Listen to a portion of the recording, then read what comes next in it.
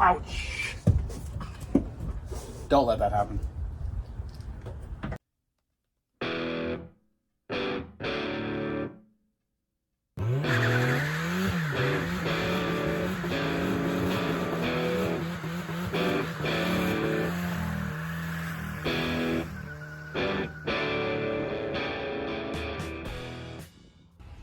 Good morning, welcome back to Built by Bo. Today we're doing something a little bit different again. We're helping out the neighbor.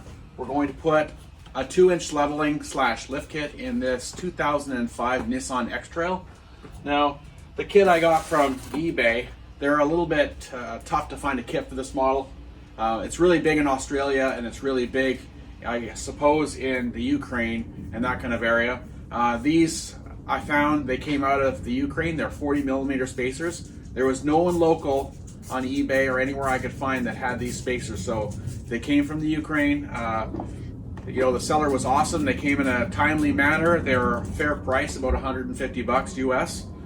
They are basically hard plastic style bushing with metal inserts. They look pretty good. These are going to sit on top of the coil springs. So basically what we're going to do is we're going to pull out the strut. We're going to knock out the bolts in the top of the strut. It comes with new extended bolts for the strut that press back in. The spacer will go on top of the strut. The new spacer will go on top. It'll bolt back up into the car and we'll go from there. Now, the bolts and the spacers all came in the same kit. And then because of the geometry of this kit, I got some adjustable camber bolts, one for each corner, just to try and adjust the camber. So once you put the lift kit in this style, the wheels are going to have some positive camber. So I got these to adjust it back into spec. So we'll see how that all works out. So come with me and I'll show you all the mounting pad areas that have to be pulled out and where the spacers are going to go, and we'll take it from there. So starting in the rear, you just pop off these covers on each side, there and there, and you'll see that there's 3 big bolts, or actually not big bolts. You'll see that there's 3 14mm nuts here. We're gonna jack up the vehicle, undo those nuts. This stud, these 3 studs right here, those are gonna press out, and the new extended one will go in, and that'll allow for the spacer difference on both sides. Now these spacers are 40mm. It's supposed to give you 2 inches worth of lift. Obviously the same for the front. And you see we have the three nuts there coming up on both sides of the top of the strut. The strut doesn't have to come apart for this at all. It's basically just gonna remove the strut or drop the strut down. We're gonna just pound out those existing studs and pull in the new studs, install the spacer, and back it goes. Then after that, we will remove the top camber bolt and adjust the adjustable camber bolt, and see how we can adjust the camber. So let's get going on one of the rears, and I'll talk to you after I get started.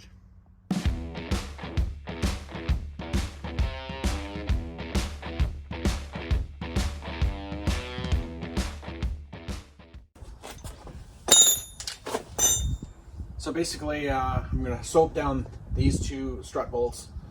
This one is probably going to come off for the adjustable camber caster bolt. Hopefully it comes out okay, so we'll lube that down. And then up top, the spacer is going to go up top above here. Now right now, there's physically not enough room for it to come down, so I'm most likely going to either have to drop the sway bar bolt here, disconnect, or remove the strut completely so I can drop it down, get the spacer plate up, get the spacer plate installed rather, and then we'll hold it back up in place.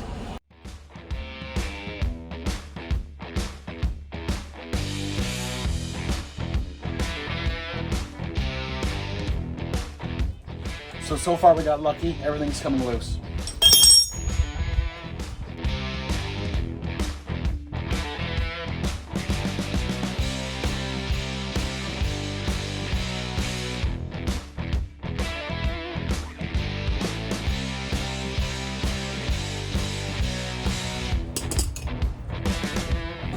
Ouch. Don't let that happen.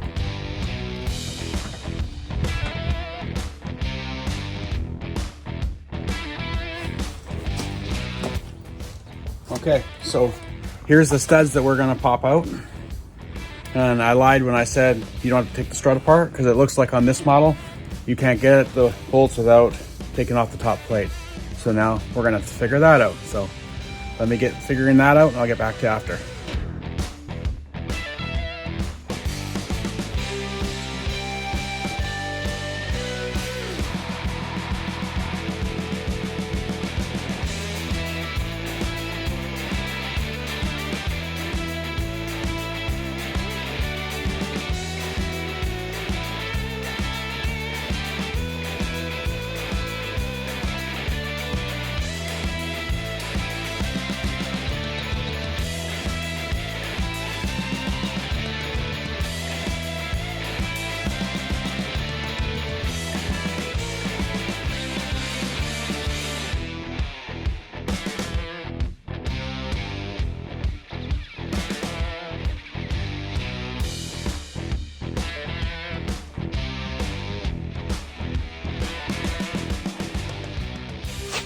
Okay, so this is our makeshift dealio at home.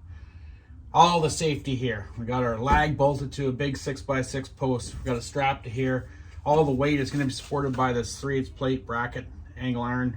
So we're going to undo the big nut and hopefully we can get to our piece.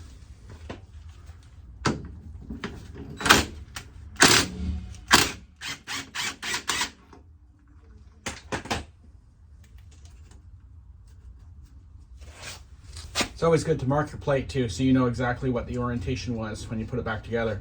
Or else when you go to put it back in, the geometry of where it bolts down to the spindle and where it bolts up into the holes of the strut housing might not line up.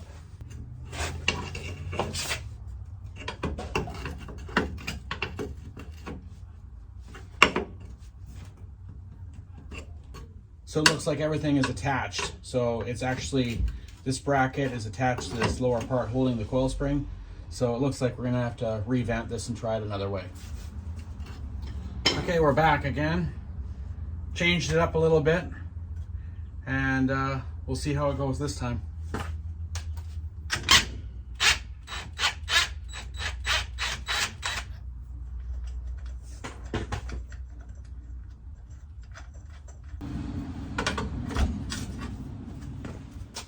There we are. The fact still remains is that these two pieces need to separate because I can't get the bolts in without it. So either it's just really seized or it's welded in there. So the next challenge needs to be figured out. I'll see you after I figure that out. Yeah, so as suspected, the rear ones are spot welded. So I've drilled out the spot welds and I'll now knock out my bolts and then I'll put it back together, re-tack it, and then we'll reassemble it. We'll get it back on the truck. Now, for those of you that can't make a dangerous bracket like this and take the coil spring off, and you have to take it into a shop and get them to do it. Unfortunately, that's about the only way I can see it happening, is putting it in a proper spring compressor, drilling it out, taking out your studs, putting your new studs in, tacking it back together, reinstalling. So let's get it apart. Now by rights, these should just pound out. They're just splined in. So I'm going to take a large socket, put it on the back side to support it, then strike it with a hammer, and it should come out.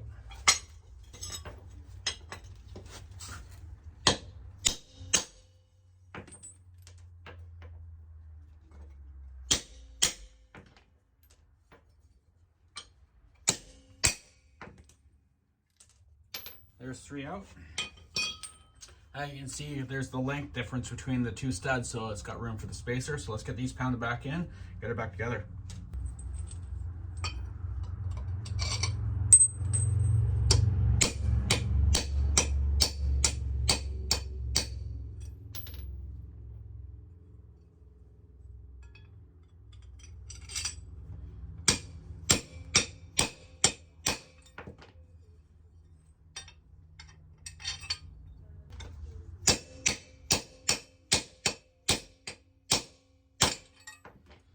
So there you go. I've got all 3 of those pounded back in, and now we're going to spot weld this back together. Luckily I marked it. That's why I always mark the spring and where everything goes.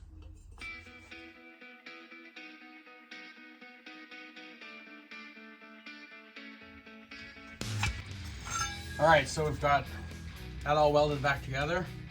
Studs are pressed in. Now let's try and assemble the strut.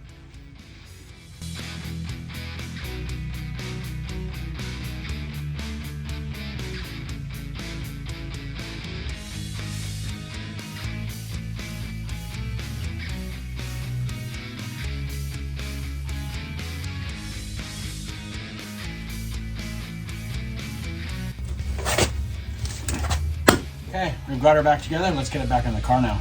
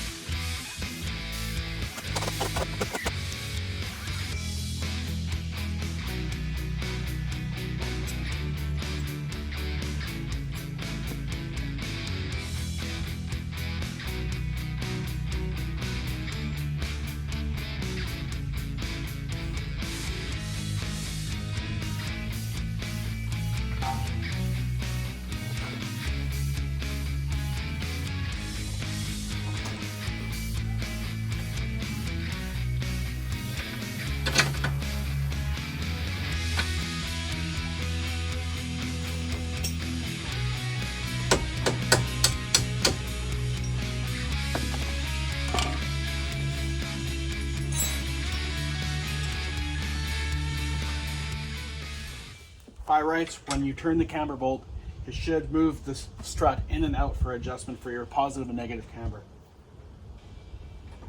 And it's working.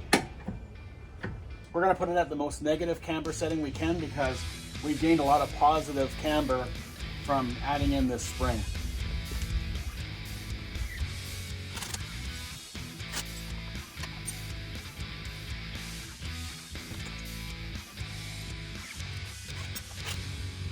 Okay, so that's how we're all buttoned up now. Everything's buttoned up on this side. Hopefully this camber bolt is going to be enough. If it's not, I can add another one to the bottom and I can take the other one in and I can take this one out and gain me more, but this is what we're going to do for now. Just make sure that nothing is touching, nothing that you're bumping around is not going to rattle or rub on the road or anything, because you'll just have to take it back apart. So I'll get the wheel back on and we'll get on the other side. Hopefully it'll go a lot faster as I know what to do now. Now, I really should have done this before, was to measure it, but it's considerably taller. I think we've gained all of the 2 inches that it said it probably would. And it will settle a little bit, and it's not true reading right now because the other side isn't done yet. But so far it looks good. Let's get on the other side.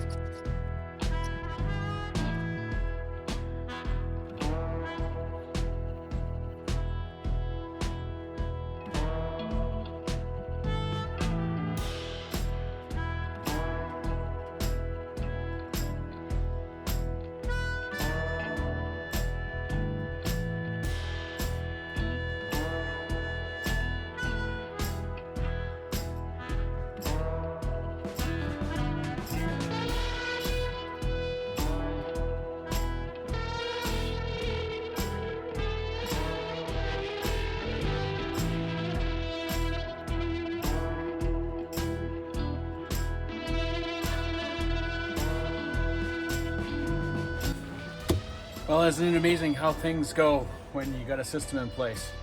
Just like nothing. Okay, let's get going on the front.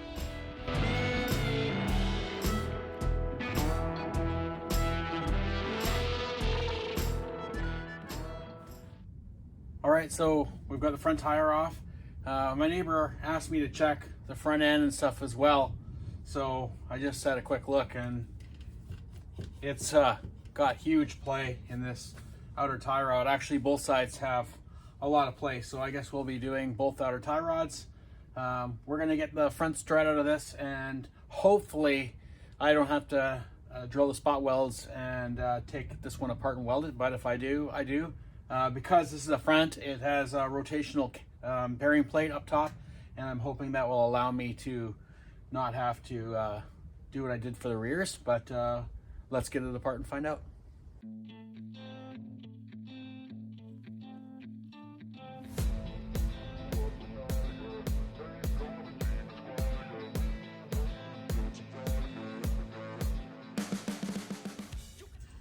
Okay, let's see what this spring brings.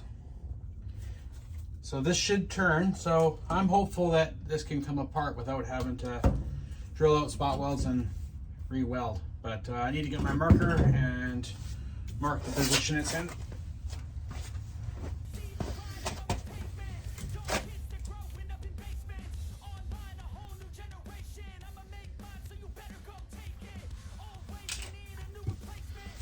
See if I can fit into my little apparatus without moving some stuff.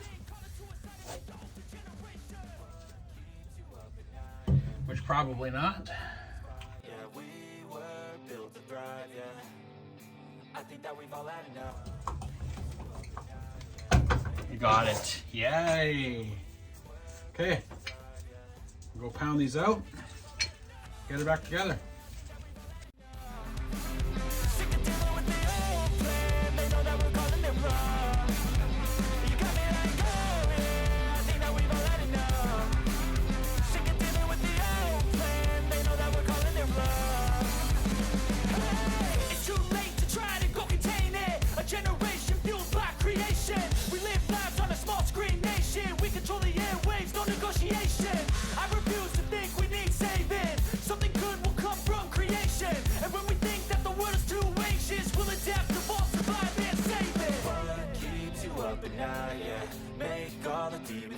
Yeah, we were built to thrive, yeah. I think that we've all had enough. What keeps you up at night, yeah. Make all the demons quiet, yeah. We were built to thrive, yeah. I think that we've all had enough. Yeah, I think that we've all had enough.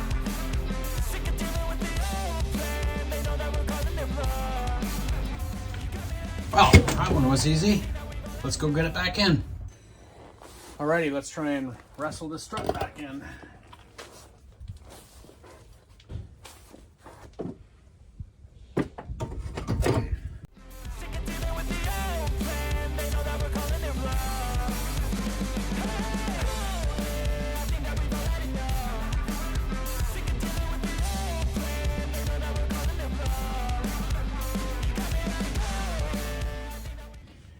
You want to pry down hard on this control arm because you don't want the strut coming down and pinching the boot on the CV axle, or else you're replacing that too.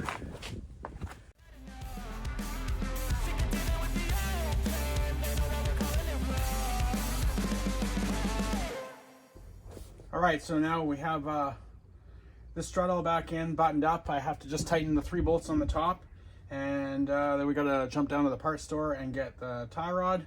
So when we change the tie rod, most likely you should get a wheel alignment after. To get you on the road, you can count the number of turns coming off, or I usually just barely crack the jam nut, which is pretty much the same as the turns, but I do both. So we just count the turns, put the other one back on, and because this truck's getting lifted and stuff like that anyway, I'm going to recommend to the neighbor to do a wheel alignment anyway. So we'll get it off, get the parts, and get her back together. All right, back from the parts store. We got our outer tie rods. This one is installed. Set the jam nut, so we're all good there. I'm gonna get the wheel back on, and we're gonna get going on the other side and get this thing finished up. So I'll meet you on the other side. Okay, so my camera's turned off twice while I've been doing this side, but you've seen it before. We installed the new tie rod. We lubed everything all up. We disconnected our ABS line and our brake line so it's not in the way, and we don't want any tension on anything by accident. If something drops down, it'll rip the wiring out or rip the brake line off. So we've got that all undone. I'm just about to do the last bolt for the strut, and then we're going to go over to the makeshift press, and we're going to get those longer bolts put in, and then we're going to be putting it back in.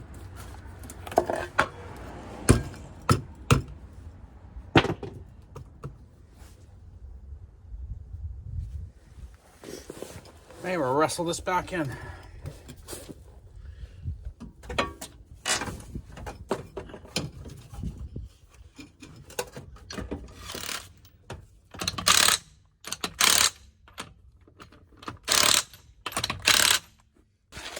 Okay, I'm gonna get this thing on the ground and we'll see how it looks. See you then. All right, so I had to do a tape measure alignment. It was out, so tape measured it, adjusted the camber a little bit to the eye. It drives really good now. Everything's happy, so we've definitely gained some clearance in this thing. I think it's exactly what he was after. He didn't want too much. He just wanted a little bit as he hunts. So he'll probably put a little bit of a bigger tire on it now. So yeah, she sits good.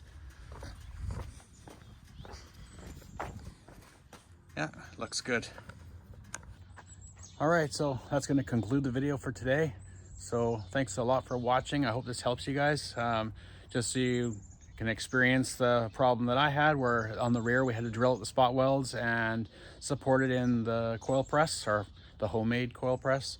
So just so you know, this is how you do it. And like and subscribe if you like the videos, and leave some comments if you have some things to say or whatever. But thanks a lot again for watching, and I'll see you next time.